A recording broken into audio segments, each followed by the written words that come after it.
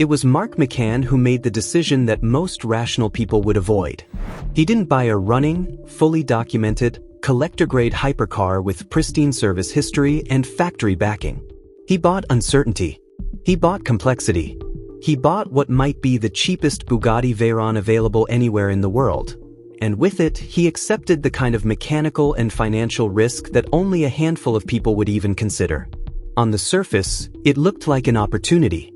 Veyron values have been steadily climbing. Once dismissed as depreciating technological experiments, they've matured into modern classics. Early cars that could once be found for under £1 million are now comfortably beyond that threshold. Limited supply, historical importance, and the sheer audacity of the engineering have reshaped the market. So when a Veyron appears at nearly half the prevailing value, it demands attention. But price gaps in the hypercar world rarely exist without reason. This particular car hadn't been properly driven in over 3 years. It wasn't parked and preserved. It was dismantled, partially stripped, components removed, hardware bagged and boxed. It had passed through multiple workshops, each leaving its own fingerprints on the project.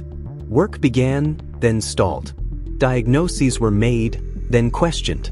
Promises of completion dissolved into silence. By the time Mark acquired it, the Veyron wasn't simply a non-runner. It was a mechanical question mark. The central issue, the one that overshadowed everything else, was the gearbox. The car would not engage reverse. In ordinary vehicles, a reverse problem is inconvenient. In a Veyron, it can be catastrophic.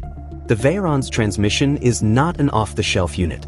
It was engineered specifically to survive the extraordinary output of the W16 quad-turbo engine, 1,000 horsepower and immense torque delivered through a dual-clutch system designed to operate with surgical precision. Every shift depends on hydraulic pressure routed through microscopic channels. Every component is built to tolerances that leave little margin for contamination or error. Replacing the gearbox outright could approach £300,000. That number alone would be enough to stop most projects immediately. The original explanation for the failure sounded almost trivial: galvanic corrosion between a steel sump plug and the aluminum gearbox casing. Over time, dissimilar metals can react, effectively bonding themselves together. When removal was attempted, the plug seized. It had to be drilled out. During that process, small fragments of metal may have entered the gearbox casing. In a conventional gearbox, debris might cause wear over time. In the Veyron's transmission, debris can block the fine hydraulic galleries responsible for actuating gear selection. If even one channel becomes partially obstructed, gear engagement can fail. Reverse, in this case, became the casualty.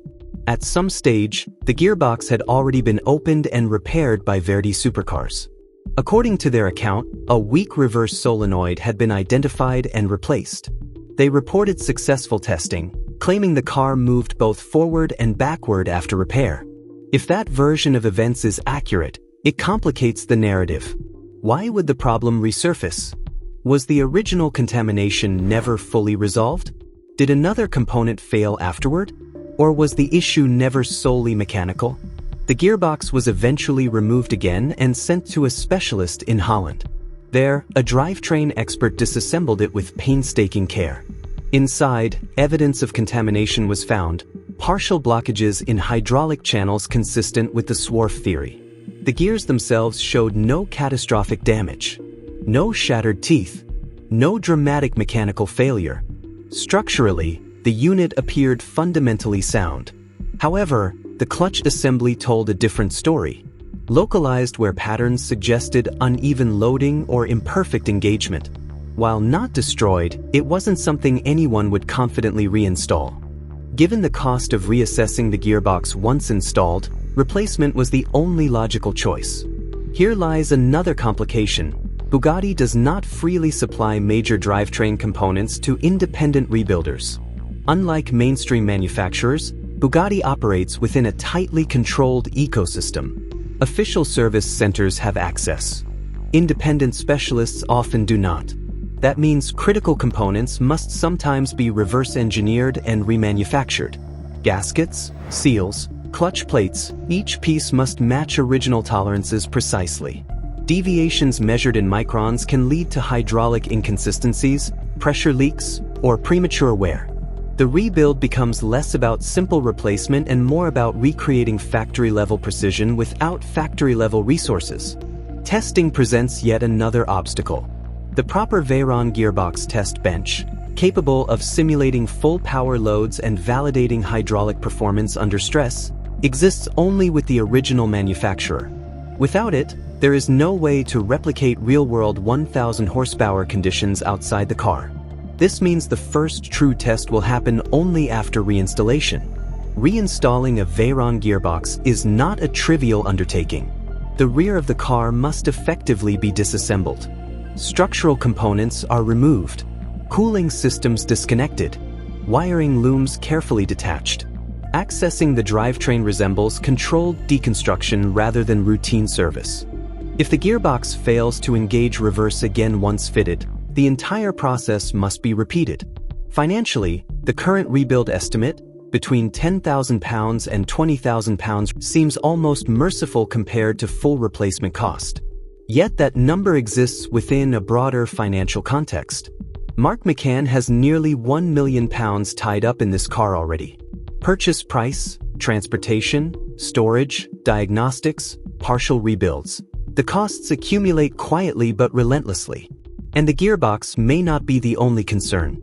A Veyron that has been dormant for years invites secondary risks. Hydraulic lines can degrade. Electronic modules can corrode.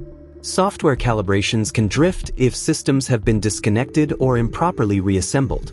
Cooling systems, already notoriously complex, can develop leaks or pressure inconsistencies. The W16 engine itself remains an imposing unknown. While there is no evidence of catastrophic engine damage, powering it up after years of inactivity carries inherent risk. Turbochargers rely on precise lubrication. Seals harden over time. Fuel systems can varnish internally. One overlooked weakness could introduce a new chapter of expense. Yet the potential upside explains the gamble. A fully functional, properly documented Veyron commands serious money in today's market. Beyond financial appreciation, it represents a milestone in automotive history, the first production car to genuinely break the 250 miles per hour barrier under official testing. It redefined what manufacturers believed possible. It forced competitors to rethink performance ceilings. Owning one is not merely about speed. It's about possessing a piece of engineering audacity. For Mark McCann, the project also carries narrative weight. It's not simply about restoring a hypercar. It's about demonstrating that even the most complex machines can be revived outside factory walls. It challenges the perception that certain cars are untouchable without corporate backing. But ambition must coexist with realism. The absence of official parts supply creates long-term considerations. Even if this gearbox rebuild succeeds, what happens if another major component fails? Will similar reverse engineering be required? Can independent specialists sustainably maintain a platform this specialized? There's also reputational risk. In the hypercar community, provenance matters. Buyers scrutinize service history, repair documentation, and whether work was performed within official networks. While independent expertise can be exceptional, perception influences resale value. If the rebuild succeeds flawlessly, Mark could own a functioning Veyron purchased at a significant discount, now worth substantially more than total investment. If complications continue, the financial buffer shrinks rapidly. Then there's the psychological dimension. Large mechanical projects evolve into tests of patience. Delays compound frustration. Waiting for machine components. Waiting for shipping. Waiting for diagnostic clarity. Every pause extends uncertainty. Every unanswered question lingers in the background. Soon, the rebuilt gearbox will return from Holland. It will be installed with deliberate precision. Fresh fluids will fill the system. Hydraulic circuits will be bled. Electronic controls will be calibrated. The engine will fire, and systems will awaken after prolonged silence. The decisive moment will not involve high-speed testing or dramatic acceleration. It will be simple. The selector will move into reverse. If the car rolls backwards smoothly, years of doubt will collapse into relief. The gamble will appear calculated rather than reckless. Momentum will shift from recovery to refinement. If it refuses, if warning lights illuminate or gears fail to engage, the narrative resets to uncertainty. In that instant, the entire investment balances on mechanical truth. The cheapest Veyron in the world rarely remains cheap. It either transforms into the smartest purchase in the room or proves exactly why it carried a discount. For now, the outcome remains unwritten. The car sits between past complications and future possibility. Mark McCann stands at the center of it, having chosen risk over caution. Soon, the machine will answer.